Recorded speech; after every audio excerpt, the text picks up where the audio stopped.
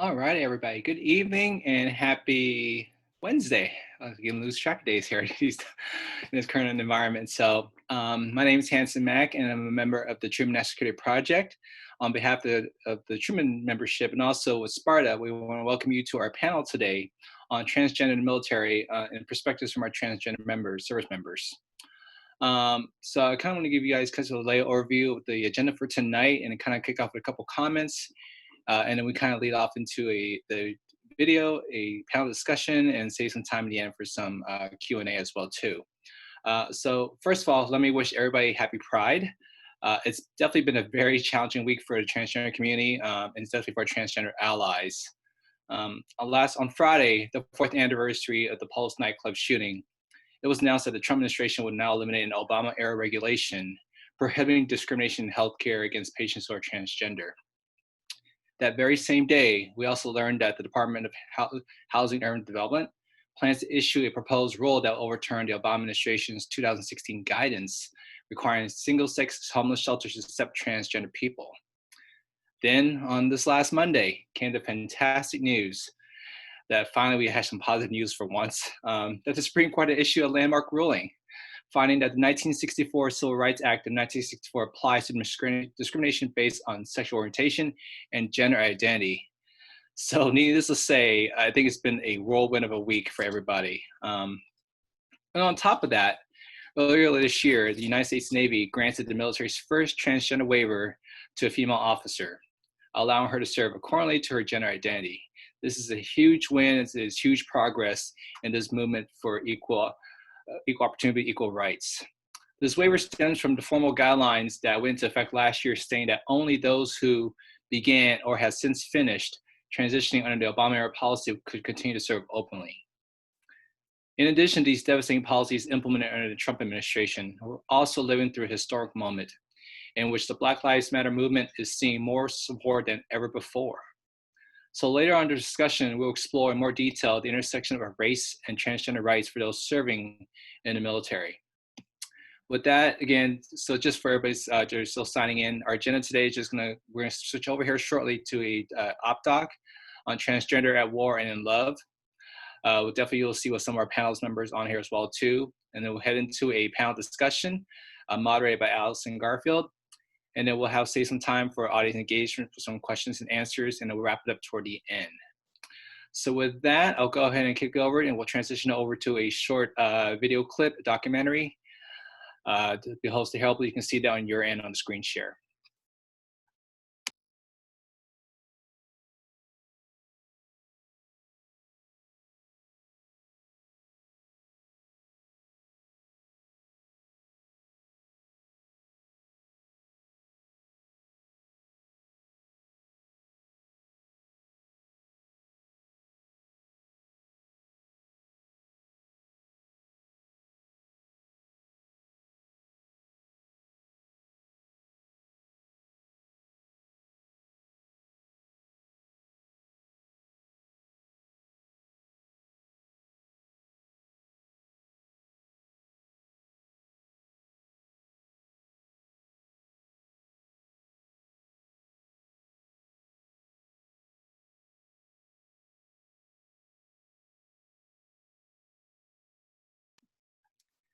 Give us one moment, folks. We're running through a little bit of technical difficulty, so let us try to fix the audio here.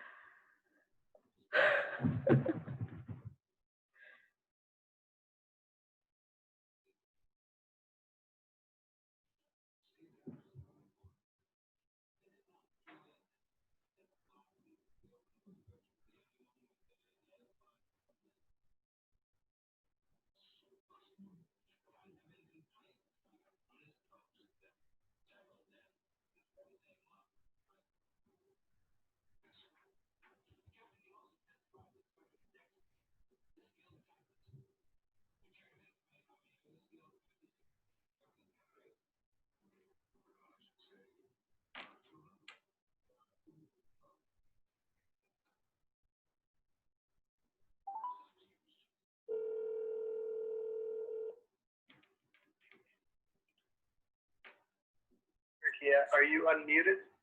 Yeah, I am. Can you hear it? I can hear you. I can hear you on the call, on the Zoom meeting.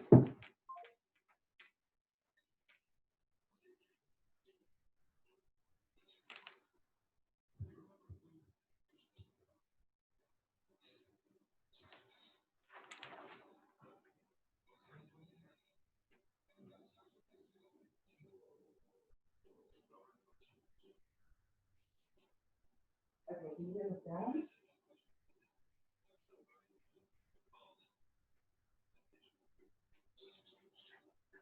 Okay, one second.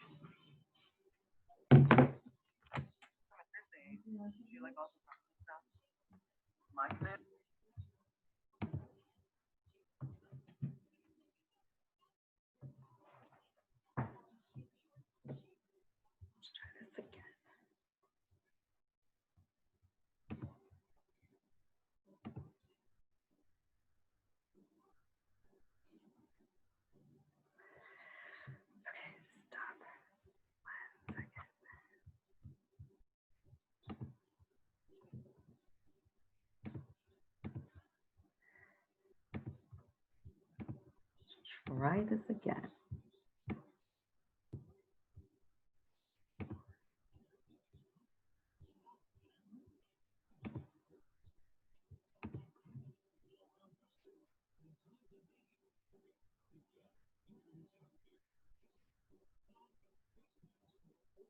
My name is Logan Ireland. I am a senior airman in the United States Air Force, and tell my age. My name is Logan Ireland. I'm 27. My name is Logan Beck Ireland. I'm 27 years old, and I'm a senior airman in the United States Air Force, currently stationed in Kandahar, Afghanistan.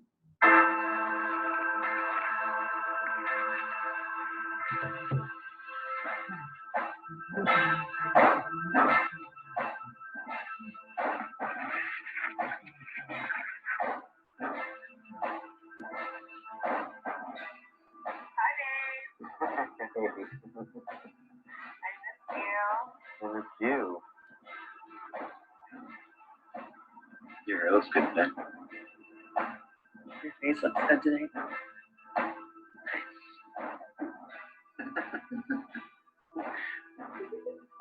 How's the wedding planning going?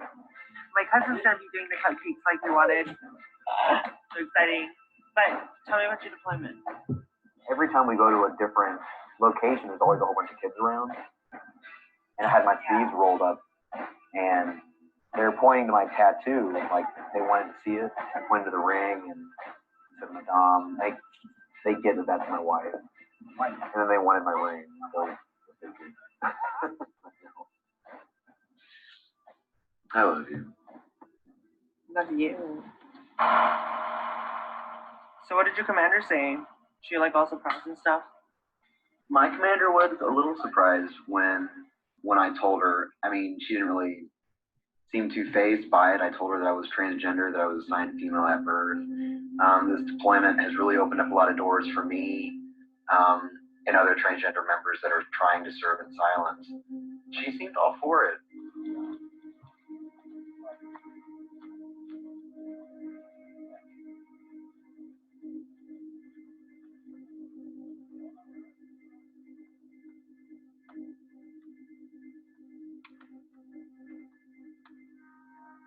Contact right!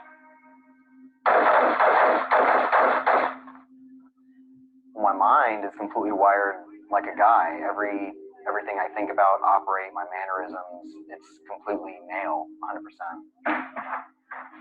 So we have 4 bathrooms, and basically everybody just pairs up with one. There's 3 right here. This is the one I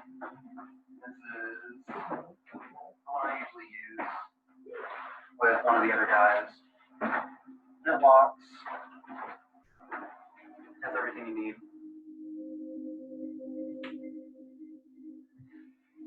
I just keep all my shots in here and put them in a safe container for afterwards. Very inconspicuous. And in case somebody was to call in there, I have my prescription already put in it. You can see that's legal. There's not a lot of people that know that I'm transgender. It's very much on a need-to-know basis. Currently in Afghanistan, there's only a handful, and those people are of higher rank. And then, of course, the people that I came here with from my home station. How often do you give yourself a shot? So it's every Friday. When the other guys ask me what being transgender means, I basically say that it's just being assigned female at birth. Your mind does not come in alignment with your body. If you're doing it every week for over 3 years, you just kind of get used to it. That's it.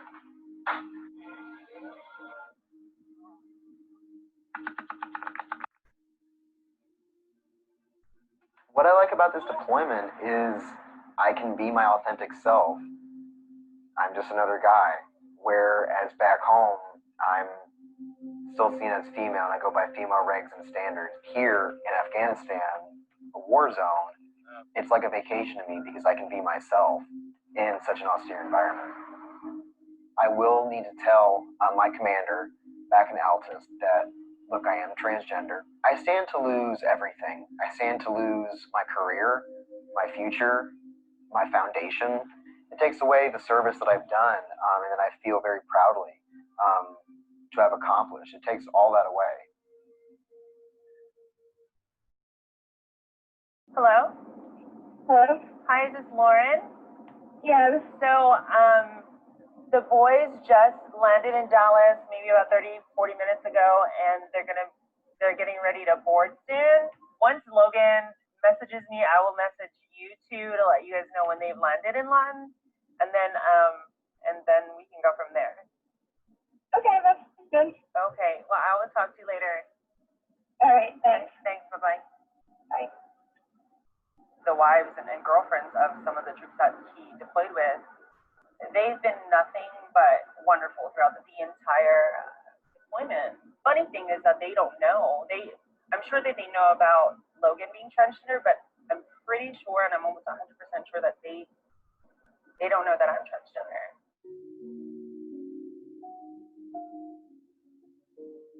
My name is Laila Villanueva. I'm in the United States Army. I'm a healthcare management administration specialist. Been in the military for 12 years. It's a long time. And I'm stationed in Honolulu, Hawaii at Dremann Medical Center. When I first moved to Hawaii, I had a supervisor who I was able to go to. As long as I came to work and I did what I needed to do, it was perfectly fine. Since then, I've changed supervisors. It's a problem. I've been asked to correct the patients and let them know that they can't use female pronouns. But that in itself causes confusion. The patients are like, "What are you talking about? That is a female." No, that is a mammal.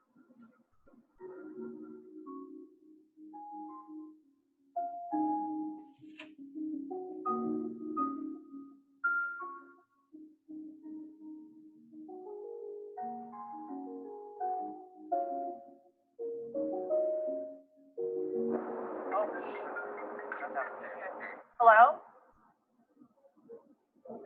Babe, Where are you? I'm driving. Well, I'll message you whenever we leave here, okay? Yeah, please let me know when you guys are getting ready to get on the bus and head over. Okay. Okay,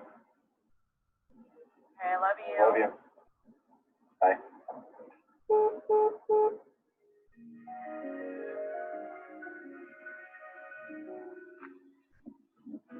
The bus, Laila.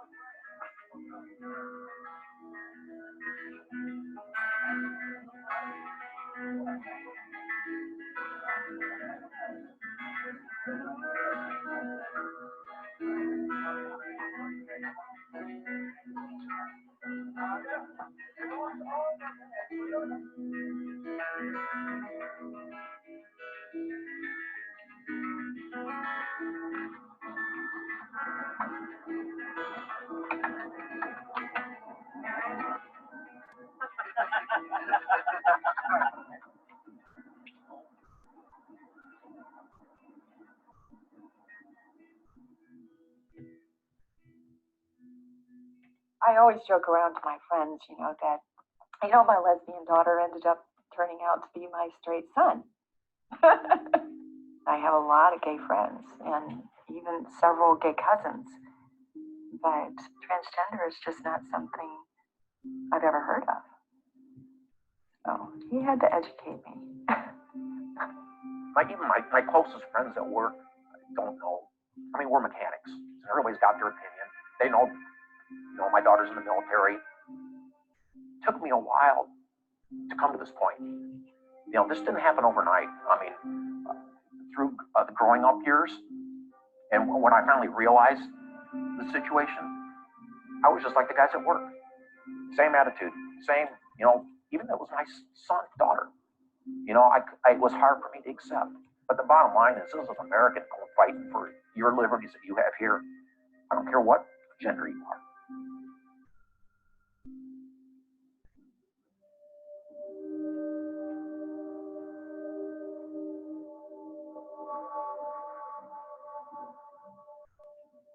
So we go in, he's like, hey man, I just wanted to just thank you for everything you did in Kandahar. We've heard really great things about you, and the first sergeant told me about what's going to be going on with you. Like, so we have your back 150%, whatever you need to do, do it. He's like, okay, your blues, you're not wearing them, are you, or are you not?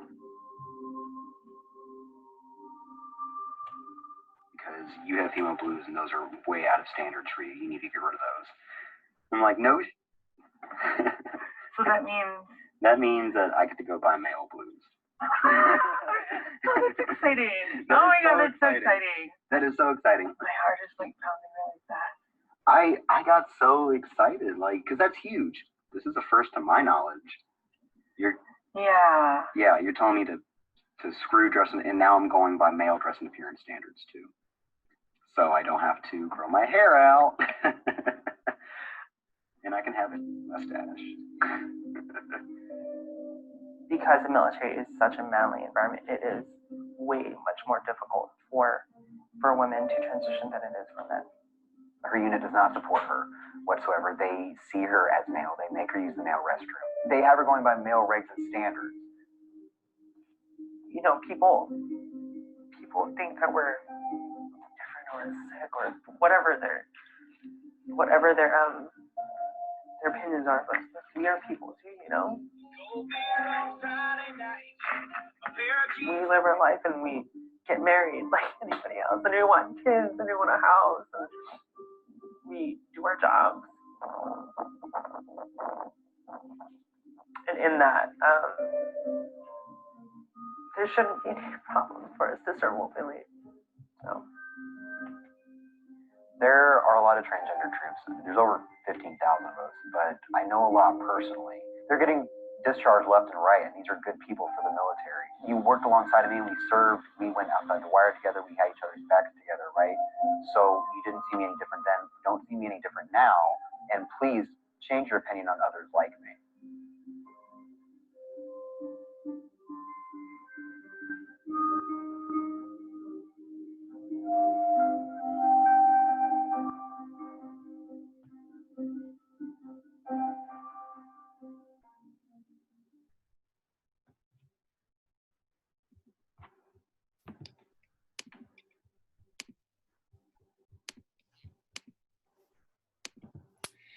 Thank you for showing that. And unfortunately, I'm having my own technical problems of trying to get my video back.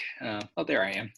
So I will tell you, I've watched that video so many times, and every time I tear up watching it because it's heartbreaking in a lot of ways, but it's also showed that love is love no matter what.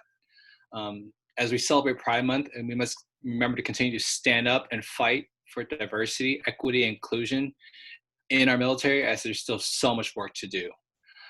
So now with that, I'll turn to my fellow Truman member from our Colorado chapter, Alison Garfield, who will introduce our panel members and moderate our discussion for tonight. So over to you, Alison. Great, thank you so much, Hanson. Can everyone hear me? Good, okay, great. Well, joining us today are 5 panelists who can speak to the state of transgender policy in the US military. First, we have 3 panelists joining us from SPARTA, the group featured in the 2018 documentary Transmilitary, which I hope you've all had a chance to see, and if not, you should definitely check it out. So first with us, we have Bree Fram. Bree is a U.S. Air Force Lieutenant Colonel and an active duty astronautical engineer. She also serves as the Vice President and Communications Director of SPARTA. Next, we have Laila, Ireland, who was featured in both the New York Times documentary as well as Transmilitary. She retired from the Army as a healthcare management and administration supervisor and now serves as the membership director of SPARTA. Next, we have Blake Dremann. He is an active duty lieutenant commander in the Navy. In his current assignment, Drake is focused on supply chain management, and he is the treasurer of SPARTA. We also have with us 2 members from Truman. First is Joey Whimple, an Army veteran who served as a human resources supervisor. He now works in human capital consulting. And finally, Charlotte Clymer, who also served in the Army for 6 years and later worked as a press secretary at the Human Rights Campaign. She is now a writer and LGBTQ activist. Before we get to the questions, let me first thank the panelists for their service to our country and for joining us here today and serving on this panel. I also want to add that if you have any questions, please feel free to type them into the chat function, and I will try to ask as many of those as I can during our Q&A after the panel session. First, let me start by asking the panelists to provide an update on where things currently stand with respect to the Trump transgender guidelines for service members. If you could also give us an update on some of the lawsuits challenging the ban and how Monday's SCOTUS decision could play an important role towards advancing your mission.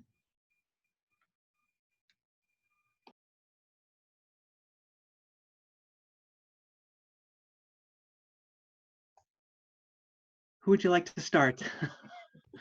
You guys decide, whoever wants to go first. Sure, I'll be happy to jump in and kick things off. Blake and Laila, please jump in at any time if we want to go in a different direction. But what you saw on the video right there was policy before the before. So that was when we had a ban prior to 2016. That policy changed in June of 2016, and open service was allowed for a brief and amazing moment. We had a window there where a number of people were out, able to be their authentic selves, and were able to receive medical care as determined to be necessary by their military medical provider. Then we had an election, and shortly thereafter, you get the president tweeting that transgender people are a burden and have high medical costs and are basically a disruption to the military. Began a number of fights over policy, injunctions placed on that policy, and we go into a waiting period again. But in January of 2019, the Supreme Court said the policy can go into effect regardless of the lawsuits until they reach the Supreme Court and we make a final decision. So at that point, starting in April of 2019, the ban as we understand it today went into place. And what that means is there's that almost 3-year window where those of us who came out in that time period are allowed to serve. We're grandfathered into the old policy, and we can be ourselves, we can transition, and we're allowed to continue serving. But anyone who comes out after that date or wants to join the military after that date, basically all they're allowed to do is say, I'm trans, or they can receive mental health care. And that's where the DOD actually makes the ban. They make it on medical policy at this point. So anyone who wants to transition or has received medical care is forbidden from joining or coming out unless they receive a waiver from the Secretary of the Service. And as was just mentioned, we just had one of those recently, but that was as a result of a separate lawsuit that they were able to grant that. No other waivers have been approved or denied up to this point. So we're in a space where we're kind of an endangered species. We're extremely small in number. There's about 1,600 of us that are under the grandfather clause, and no one new is joining those numbers right now.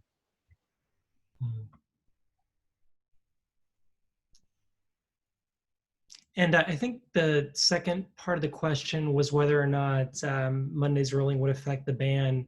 That's right. And it won't in the immediate term. By the time the Supreme Court takes up the case and would rule on it, Biden will have long been, elected president and overturn the ban itself. But even if, knock on wood, Biden were not elected in November, the Trump administration's position on the ban is far more significantly weakened by Monday's ruling. It was already weak to begin with legally, but this all but kills it on the court end. Yeah, if you read the dissent in one of them, they actually specifically called out the trans ban as one of the other basically dominoes that could fall based on this ruling. So we have a lot of avenues to pursue to try and get back to a period of open service. But I think as you hear from the panelists today, you'll see just some shining examples of what people are able to do and have been able to do when they're allowed to be their authentic selves.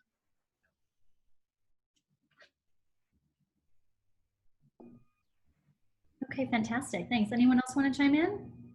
Good. Okay. We know that the overwhelming majority of reported murders of transgender and gender nonconforming people are Black women.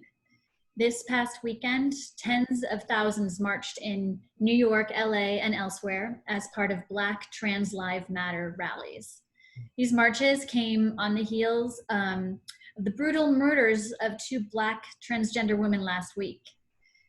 Laila, I recently came across an interview that your husband Logan gave, in which he acknowledges what he calls his passing privilege as a white transgender man. So I want to ask if anyone can speak to what we heard in the transmilitary film called The Vulnerable Intersection of Race, Gender, and Class, and how we might see that reflected in the experiences of transgender service members of color. Thank you, Alison, for asking that question. As a person of color, as a trans woman in the community, I said it's very different intersectionalities than my counterparts, right? And in dealing with these things, there's small steps that I can only take so much, right? So a lot of people of color within the LGBT community, specifically transgender community, we have to take calculated risks in taking these steps. So even within the military, and we see that a lot, that because the military is a very binary organization, right? It is much harder for a trans woman to skate under the radar as opposed to our counterparts who are very masculine presenting. And then you add the dynamic of being colored, whether you're Black, brown, any shade different than white, then it becomes a little bit more harder for us because we always feel like we have something extra to prove. And so we're always trying to put our best foot forward. And a lot of what we tell our members here at SPARTA as well, or anyone in the community, we always tell them, always put your best foot forward no matter what. Because at the end of the day, it should be about your merit of what you can accomplish and the things that you can do rather than your gender identity.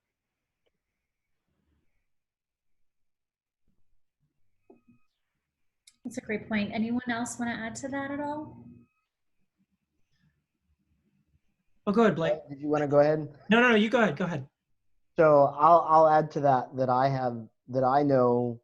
So as Laila mentioned, I'm able to skate under the radar like anything, and a lot of that has to do, as we talked with Logan, I pass as a white cis male, and to add on top of that, I'm an officer, right? So even adding that layer allows me a lot of additional privilege that an enlisted service member wouldn't be allowed to do.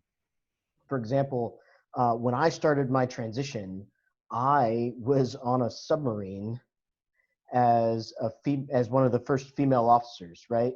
But because Don't Ask, Don't Tell had just been repealed, everybody just assumed that I was, some butch female. My transition wasn't even questioned as far as my dropping voice or how I dressed or how I presented or any of that.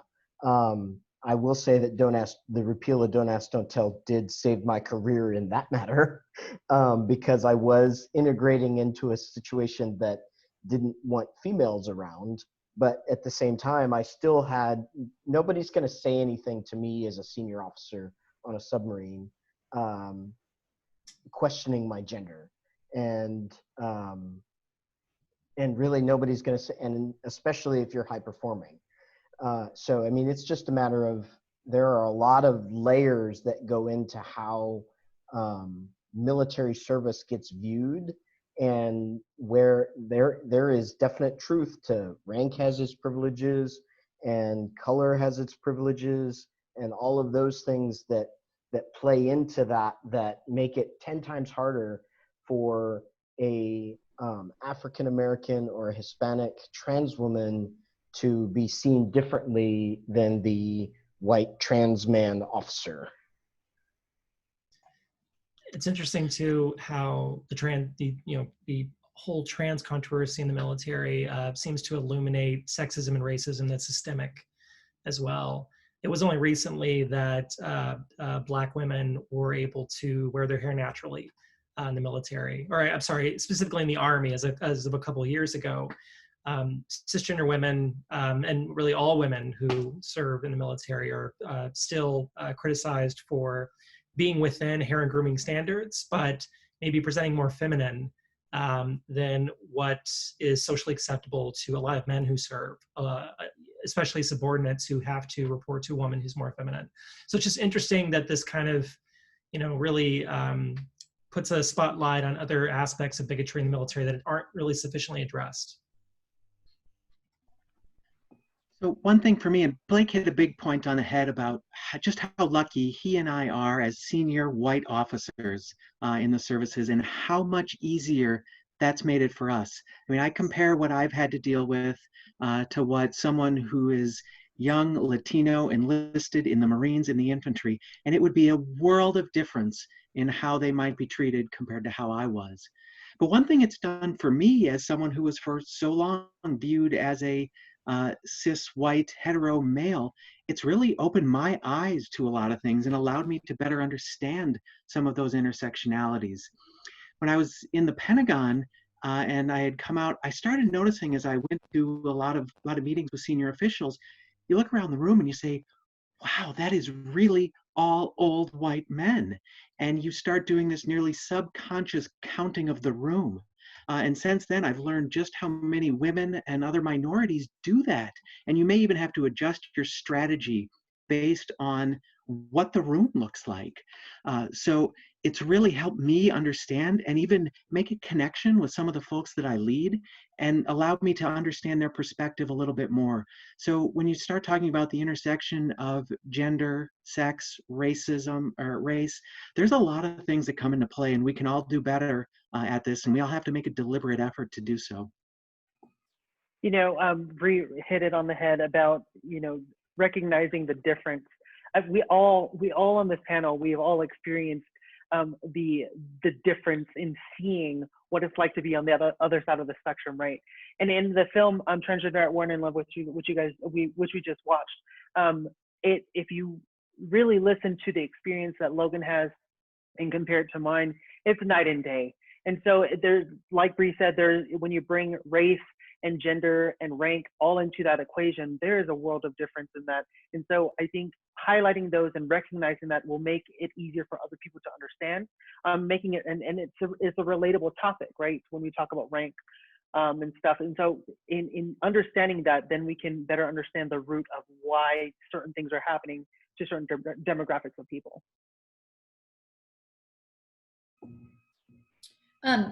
Bree, you and I had previously discussed the fact that you felt a certain degree of privilege because you were grandfathered in, and folks who came after you. Do you want to talk a little bit about that? Yeah, thanks for bringing that up. I mentioned there are about 1,600 of us that are in that pool of the grandfather clause. And while we still worry because there is an insidious little piece in that clause that says, should any court find the whole policy to be discriminatory because of our service, showing that it is, that clause is then severed and all of us could be kicked out. So we're still concerned in that area.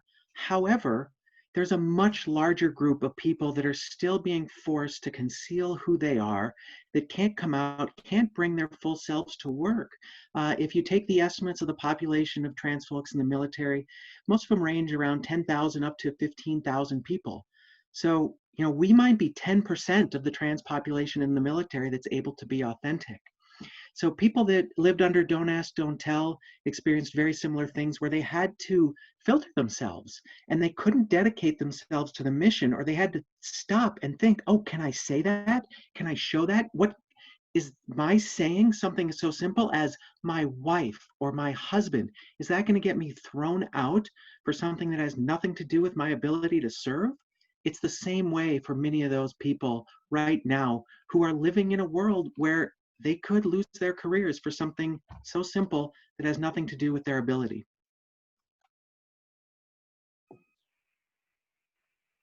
In the film, Captain Jen Pierce tells us that all of the challenges of being transgender in the military stem from military policy. The implication of this is that the military's policy vis-a-vis transgender service members has essentially not kept up with public opinion. And importantly, the fact that there's generally broad support among service members for transgender service members to be able to serve openly. Can all of you speak to your own experiences with that, the policy versus the actual sentiment that you felt from your colleagues? Yeah, I could definitely. Oh, sorry. Go ahead, Joey. Go ahead, Joey. Go ahead. I can talk to this in relation to my experience. So I was serving in an HR capacity when I was in the Army, and I had like the misfortune of staying in the closet, not telling anybody that I was trans, and watching somebody else get discharged and having a look at their paperwork because they identified as transgender. So it was really interesting for me to kind of see the reactions from other folks within my unit who caught wind of that person's transition, and me being very timid and afraid to vocalize my identity at the time. And this is just coming from my experience, and I served significantly long ago. I've been out of the Army for about 7 years, so the political climate was a bit different as in comparison to it as it is now, and transgender issues weren't really spoken about. But it seemed as if most of the folks that knew about the other person's circumstances really just didn't bat an eye and actually felt sympathy for them. And I did also at that same time confide in a few other friends within my unit, let them know that I was going through the same thing, just because I really just needed somebody to talk to, aside from, folks that I could connect with online, because this was just a really dark and isolated time for me.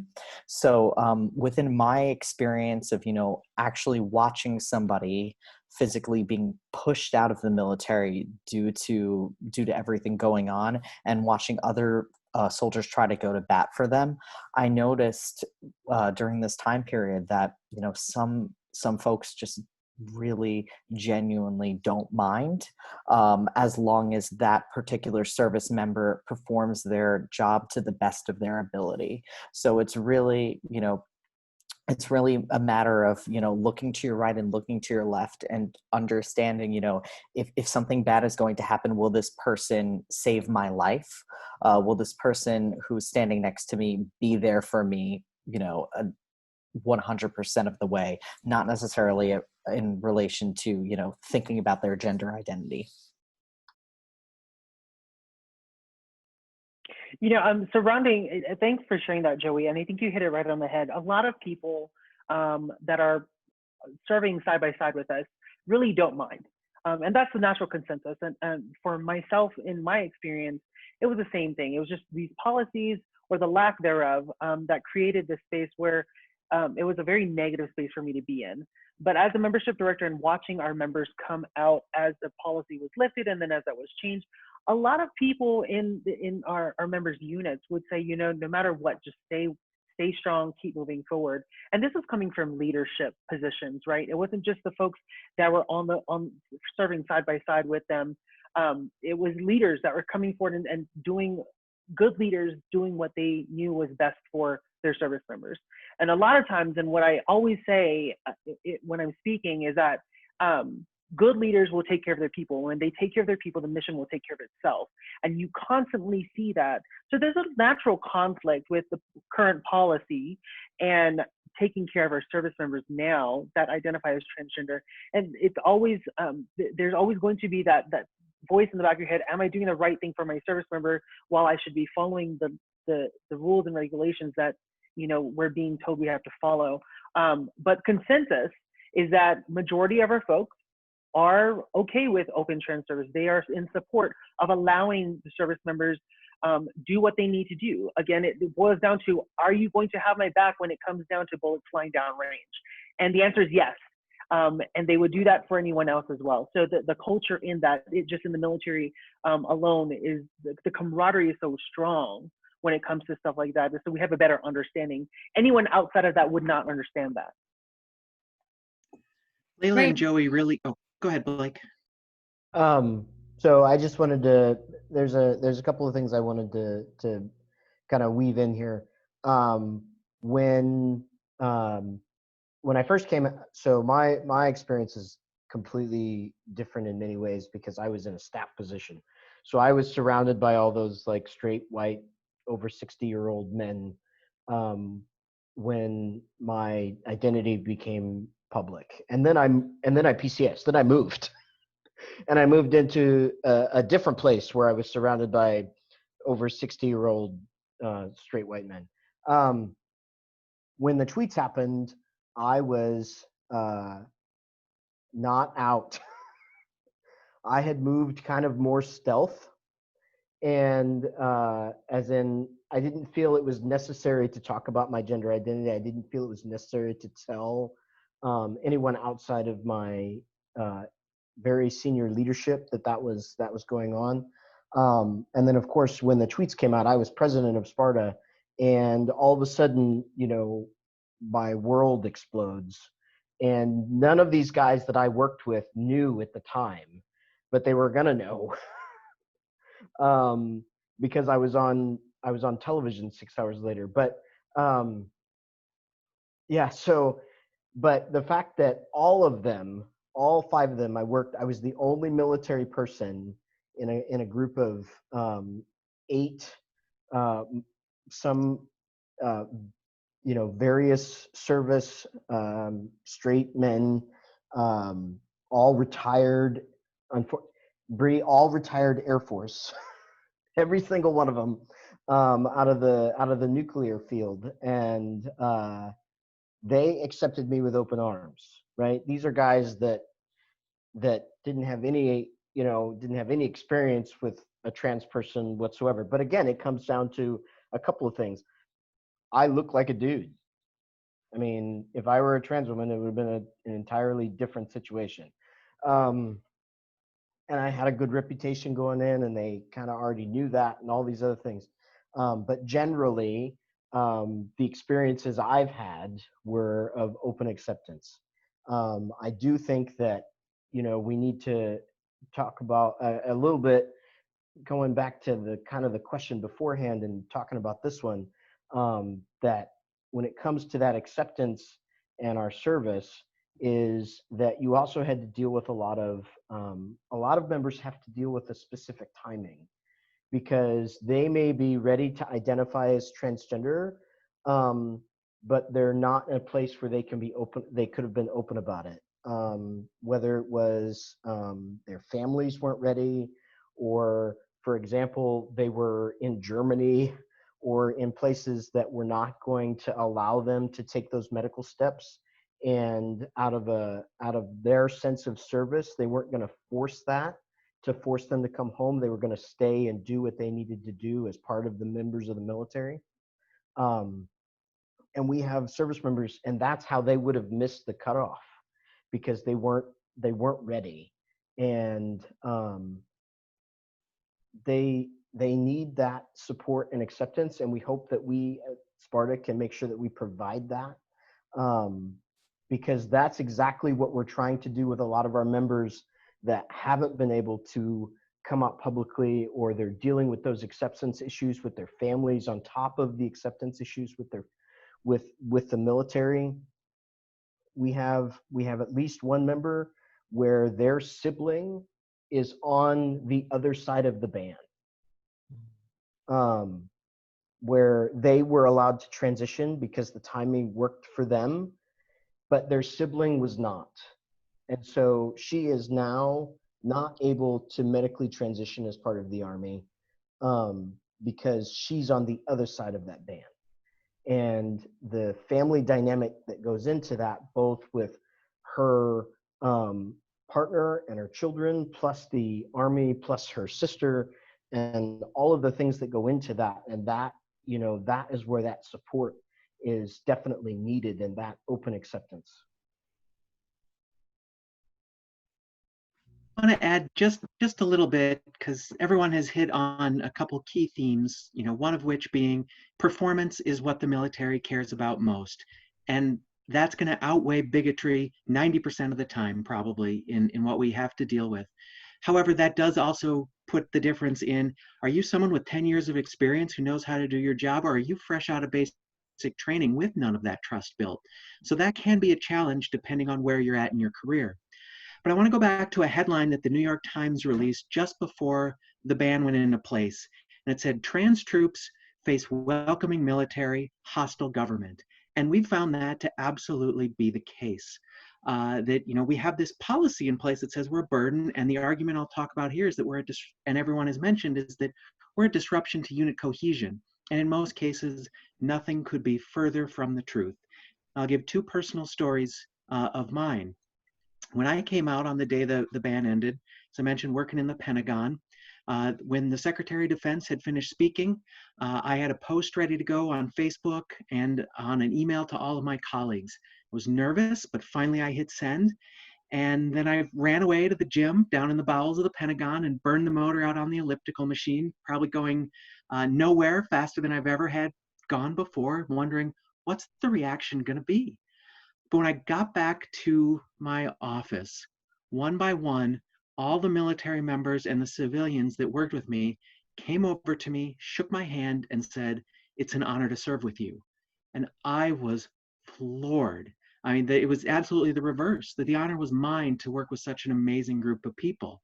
But again, it speaks a little bit to the privilege that I had being a nerdy Air Force senior officer working in the Pentagon. But it was wonderful. And that's what most of our people are facing. Now, as a sitting commander in the Air Force, I had the amazing experience of coming out and having my first day presenting as myself to be with my unit. And they threw me a party.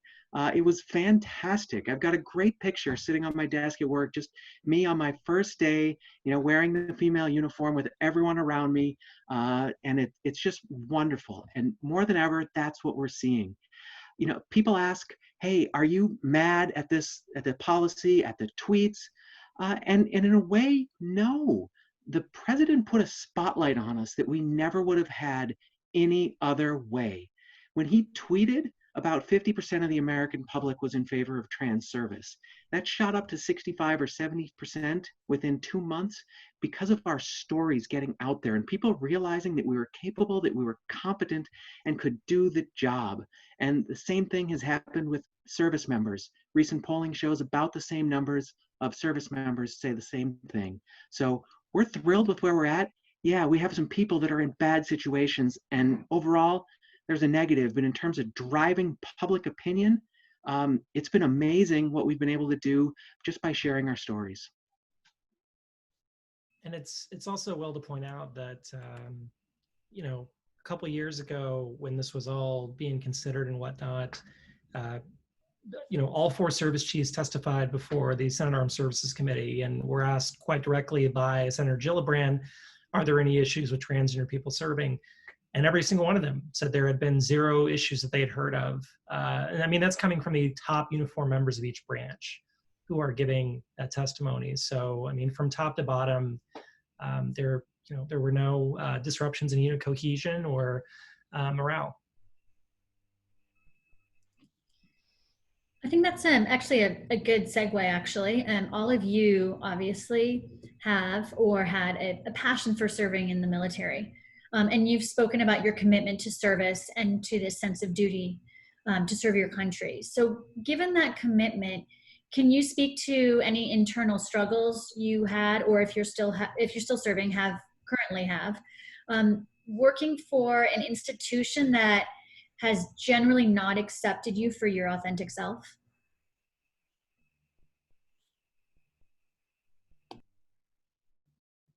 Go ahead, Joey. I saw you were about to talk. Go ahead.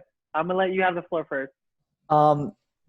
Yeah, so I would say that I would say that this really took place in relation to the tweets that were sent out around that time frame, and I felt as if this really hurt.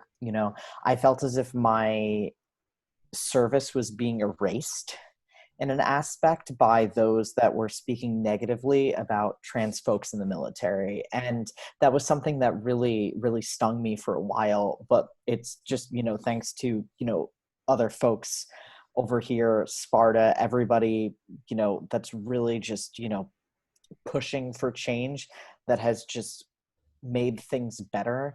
And, obviously those tweets came from one individual, but still that hurts so much. And I remember those distinct feelings of feeling as if, my service in that moment during that time period just didn't matter. And that hurt me so badly. But, there's been a lot of change ever since. There's been a lot of conversation. Bree, as you mentioned, ever since those tweets came out, there's been a lot of spotlight on trans military service and stories. So I don't feel that way necessarily anymore, but that's how I felt in that exact moment. Laila, thanks so much for letting me spit that out. Yeah, absolutely. I mean, we all share the same sentiment.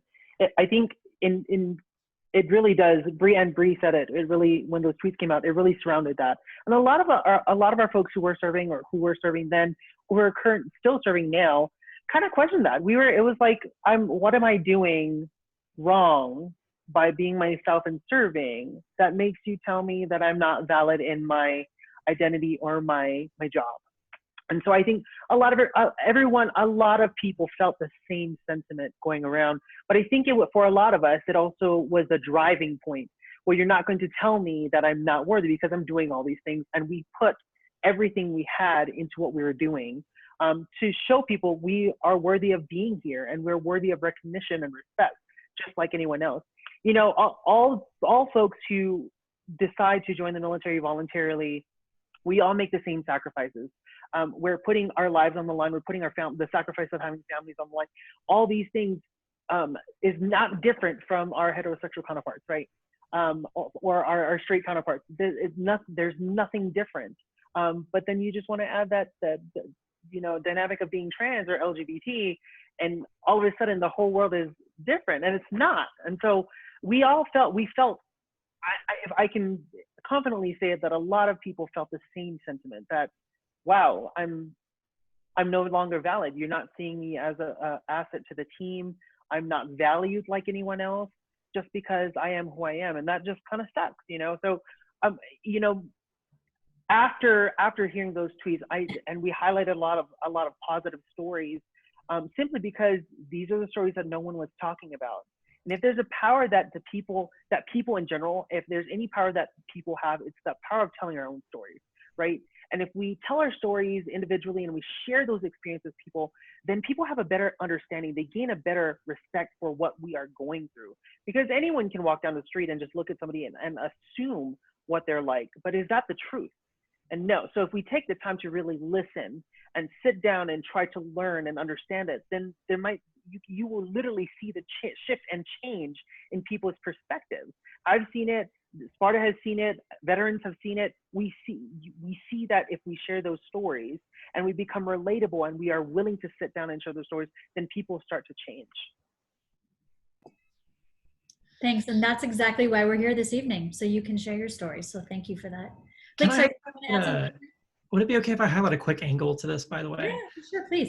I've been really surprised by, I suppose, the strange way in which we are critiqued from both sides of the political divide. You know, trans people are a shorthand for progressive politics in a very visceral manner, regardless of our personal politics. If you're a trans person, you're political, period. But then you're really aligned, your existence, with the progressive side of the political spectrum. And so, you know, it's been interesting to see how trans people who have served in our private service not only get critiqued from conservatives for being trans, but also from some folks who are on the more far left side of the spectrum who see us as imperialists or enabling, you know, war crimes, etc. I did a commentary last year for CBS Sunday Morning about the trans man, and I fully expected to get hate mail from conservatives. That was a given. But I got just as much hate mail from people who feel that the military itself is an evil institution, and felt that we were being bad trans people for serving in the military. And so, you know, I think that we're kind of having to build our own community in a certain way in this weird middle ground that, you know, is where nuance should be embraced, because we get attacked from both sides of the political spectrum in a way that I don't think any other community does.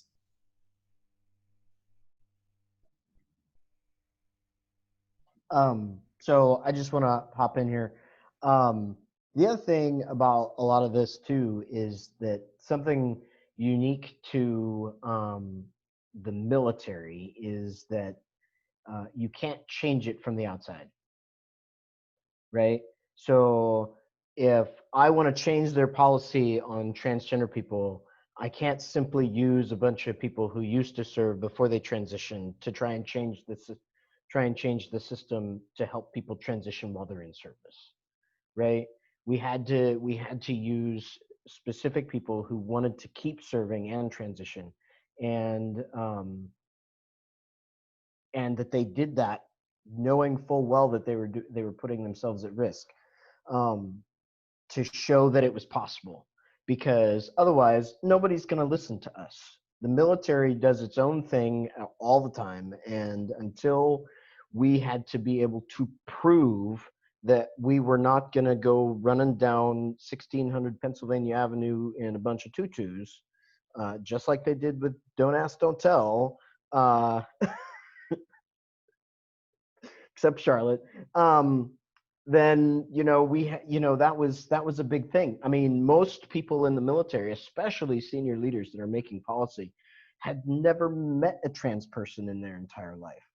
I think even the story goes that General Milley had never met a trans person until he met Reverend Alison Robinson when she was leading the charge.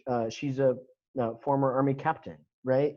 So he'd never met a trans person until he met her at a Christmas party at his house while we were in the middle of trying to change the policy. And so he met a whole bunch of us about 5 weeks later. But that's a different story in and of itself. But he, you know, most of these guys have never met a trans person, so their vision of what trans people was not accurate. So the only way, you know, people talk about, why do you keep serving? I go, because the only way I'm going to change their stereotypes of being a trans person and being on all across, you know, because it's not a political statement. And that's the biggest thing we keep trying to get across. It's not a political statement. We, you know, trans people are all across the political spectrum, from conservative to progressive, and it's not political. It is a matter of the ability. And until we keep serving, because the only way we're going to change their mind is to keep showing up to work every day. You know, because if I get my if I let my service slip because the policy changes, then they think that that's the reason, so that I don't have the intestinal fortitude to continue. So that's why we keep trying to change those perceptions.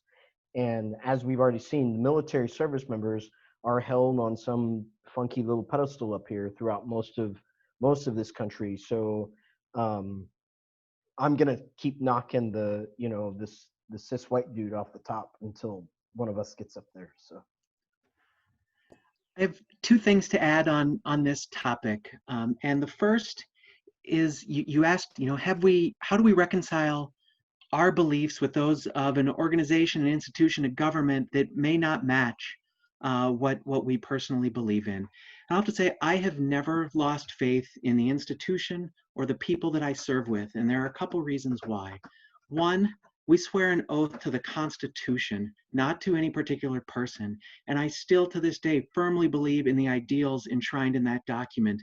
And working from within, as Blake talked about, to make positive change, to work towards that more perfect union, I think that's incredibly important and sends quite a signal that you have people that you're willing to work with just about anyone to make that happen. Also, as a senior officer and potentially the highest ranking out trans person in Department of Defense, the military has this ethos of leave no one behind. There's a sense of responsibility. If not me, if not Blake, if not Laila, Charlotte, or Joey, then who? Who is going to represent the people that can't or won't come out until they're in a different position? We already talked about the folks that just aren't in the societal, the family situation, the mission situation where they can come out. So if we can set the example and make it easier for them to do so later, we have to, because again, if not us, then who? Great, thank you. We've received a lot of really good questions from the audience, and I think we'll have time for just a few of those. The first question, what can SPARTA do, and other organizations, what can they do to help trans people of color in the military, and how can they help them deal with some of the pushback that they receive when they're in their own units? So that's a really good question. I think, so the question is, what can SPARTA or other agencies help do for trans people of color within the military, correct? If that's what I'm understanding. Trans people of color do face a different set of unique challenges. But those challenges, while those challenges are unique, the issues and struggles that we face in the military are no different from a lot of other people. And so creating spaces, obviously having that, having the trust that you can go to leadership. This is specifically for just leadership, creating spaces, or even our peers, right? Creating those spaces where we can talk about these things and address them in a timely, efficient manner. And then if that trans person of color feels that they can't articulate it to leadership or other people, be that ally and walk with them and go with them and say, okay, I will articulate it for you. Because a lot of times, and even in my relationship with being married to a very binary white privileged trans man, oftentimes they look to him for him to answer for me. Really quick story. It's just like Logan knows nothing about fixing anything. He's not Caillou with his little hammer and his nails, right?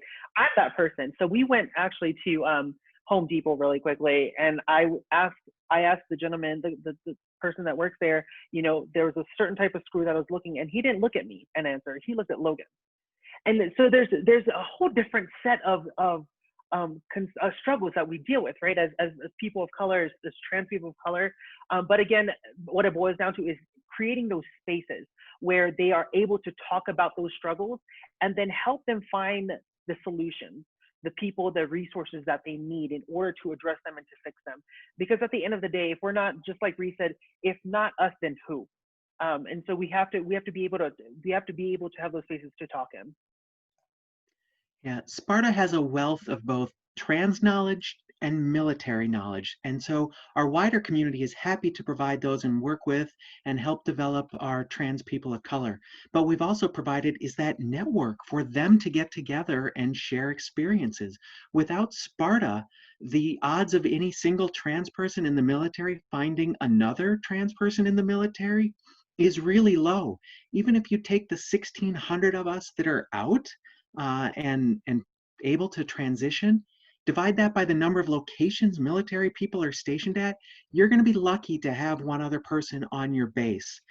So giving that network is critical to allow them to share experiences, understand what others are going through, learn from them, and build on that.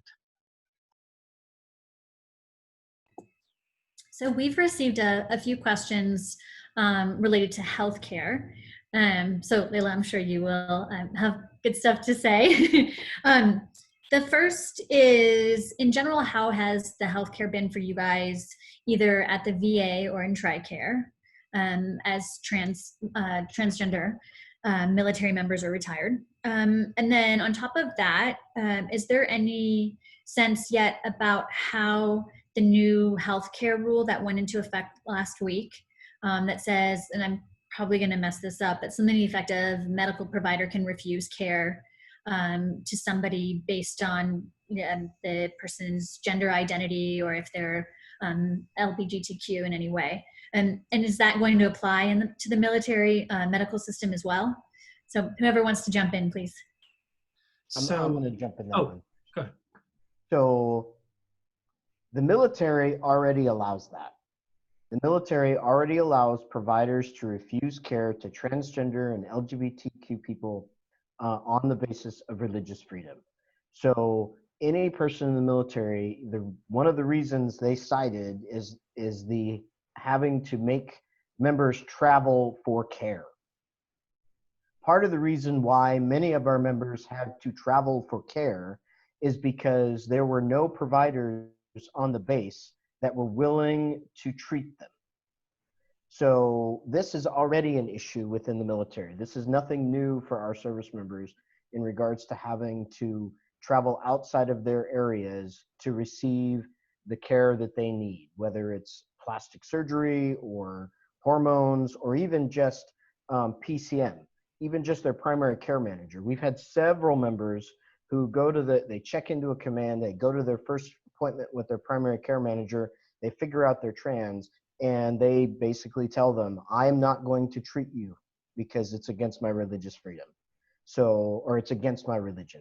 So this is already an issue. This is not a new issue for trans people regarding how they are treated in the military. And then they have to find a different provider. So every appointment is can be anxiety ridden because you don't, especially with a new provider, because you don't know if they're going to be willing, not able, willing to provide the care that is medically necessary for you. In terms of, Charlotte, I'm sorry, go ahead. I know you wanted to. Oh, no, you're good. You're good. Go ahead.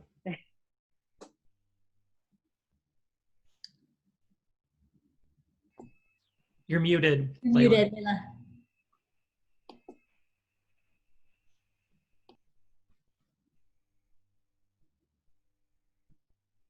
Try again, Laila. Okay. How about now? Am I good? Am I good now? Okay. In terms of healthcare, what we're seeing, and I can only speak so much because I work in the military healthcare system, but what we're seeing is that a lot of installations have, or select installations have set up medical teams, transgender care teams to assist transgender service members in their transition. And at some point, you know, they get, if trans service members decide to get surgeries, they are sending them out and doing all that. So it looks like we're doing well for our transgender service members. However, with everything that is rolling back and rolling out, we're starting to see a slight scale back on some of these things, right? And then in terms of VA healthcare for trans people or trans veterans, it is a whole different world for them as well. You know, the VA doesn't cover gender confirming surgeries, right? But they do cover electrolysis and they do cover hormone replacement therapy. So there's a different set of challenges for the VA folks or for our trans veterans. But for right now, the basic stuff that we need as trans service members who are actively serving, they are getting it, and the service is being provided to them. But it's not like that in all places. It's dependent geographically where they're at. Say if we have several service members who are in Japan who weren't able to go forward or proceed with their transition care plan because they don't have the services there. So it really just depends. But the service is there. We are currently providing those services. And I was gonna, go ahead. Oh, no, go ahead. There are several major issues I think we have with military medical, one of which is the unevenness of care. Blake kind of mentioned to this, where you might have one doctor who's capable but unwilling, another who's willing but not capable, and any mix in between. So many of them treat us like we're fragile, which is absolutely not the case. One of the worst examples, I think, is the Air Force policy for our aviators, where they will ground someone and not allow them to fly based solely on the diagnosis of gender dysphoria. And that's crazy to get to that point. Not even you're starting HRT, just you've received a diagnosis, and it can take them 2 years or more, or perhaps never, to get back in the cockpit, where there's established policy at places like the FAA for pilots to do that. And there's just a lot of bad science out there. And the fact that so many doctors think, oh, if I give you HRT, you're going to be either a weeping mess or a raging monster at any given time. And that's just nothing further from the truth. And there's also that idea that, hey, doctor, I've got a broken arm. Can you help me? No, we got to treat your transness first, because everything seems to relate back to being trans, when really we're just like any other patient, and a primary care manager should be able to work with us anywhere, anytime. So I was going to point out a really good experience I had recently. I've changed almost all my legal documents, but I haven't switched over my VA stuff yet because it's a headache. And so I just haven't had time yet. But I had to go to the VA hospital recently because I had, just a health issue. And so I went there and I was really impressed, because even though all of my old information, the things that I was assigned at birth were in my records, and that's what the doctors and nurses would have to bring up on their computers, all the doctors and nurses that I spoke to immediately, without being asked or anything else, used female pronouns, addressed me as Miss Clymer. And this wasn't like a conversation I had with them. This was just something they intuited and kind of slid into that mode of respect. And I don't attribute that to a larger VA culture kind of value system. I really attribute it to the command climate of the hospital I went to. These doctors and nurses who were part of a great team and had a great commander, and really had a strong sense of respecting all the patients who walked through the door. And so I say that only to point out that even in this restricted environment, there's a lot that VA health care workers can do to make it easier for trans folks to navigate this incredibly discriminatory system. One thing I was going to say in relation to my experiences, so a few years back, I worked in HR management at the VA, and it was really interesting because I was working in physically the same space that I was receiving healthcare, and I felt as if I had kind of this responsibility to pave the way when it came to my healthcare as well as the healthcare of other trans people. And I had this privilege just because I worked in HR. So I was going to see medical providers that would have to, come to my desk later on and look me in the eye and ask me for employment favors. So there were times where I caught myself having to educate doctors and tell them, this is how I identify, this is how, I would like to be referred to, etc. There were some awkward moments, definitely for sure, when it came to certain physicals, and there were uncomfortable moments. And it's even weirder than going back to my desk and seeing that physician that said X, Y, and Z to me. But I was kind of able to really just assert, what I needed due to my management position. And I've noticed, I worked at the VA for about over 2 years, and I did notice that in New York City, which I obviously can't speak for every VA, especially those VAs that are probably in more rural areas, people were starting to understand more in relation to treating trans patients like myself. And I heard this from my other trans friends in the New York City area that were using the Manhattan VA. And I just noticed, just because the rate of turnover is relatively high at the VA, so I was constantly always encountering other doctors that were relatively new. And I did notice that level of understanding just catching on the longer I worked at the VA. But in general, there's a long way to go, but I feel like progress, at least in an urban area in New York City, is being made slowly but surely. But I've heard horror stories from some of my other friends that are using VAs in like Alabama and Mississippi and such, where they're just discriminated against, and it's hard for them to be, you know, gendered correctly and such. So I think that things are improving, but it really unfortunately depends on the area. I think we have time for just one final question. And this is from an audience member who has indicated that they are just beginning to explore their transgender journey. And they are currently serving in the military in a lower ranking position. And they wanted to know, I know nobody here has a crystal ball, but is there any way for us to expect that there could be a policy change if there is a President Biden? Yes. I think it's out. I think it's out. Yes, I agree. Yes, Charlotte is right there. Yes, you got to go. You know what I mean? I truly believe that it is good to stay hopeful, especially with the new come November we get a new administration. Yes, that is absolutely hopeful. We have to stay hopeful of that, simply because we can't dwell in the agony and the anger and pain of staying in this place where we're not valued, right?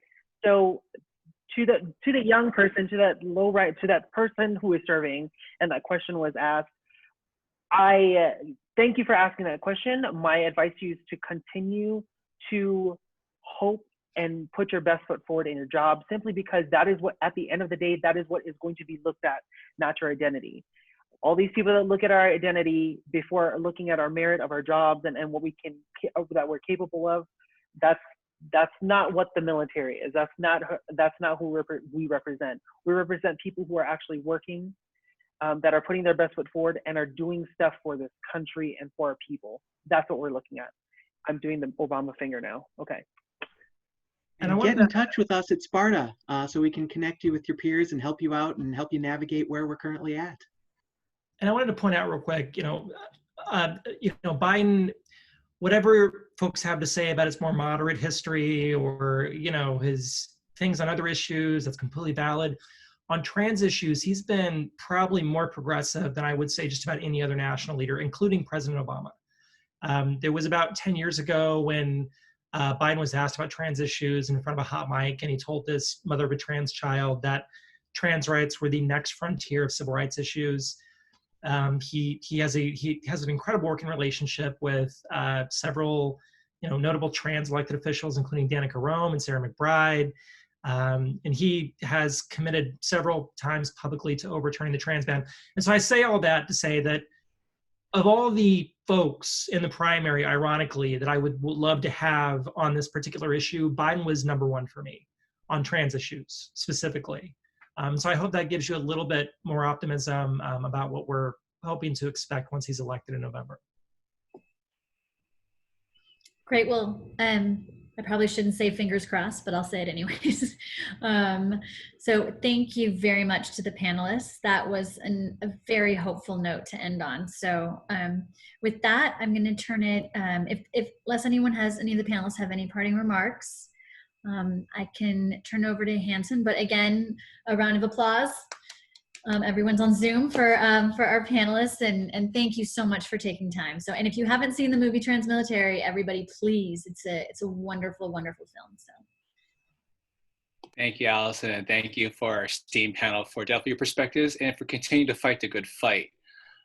For those that asked how you can help and support, so as I mentioned in the chat, there are many ways you can support the fight for diversity, equity, and inclusion for our transgender service members.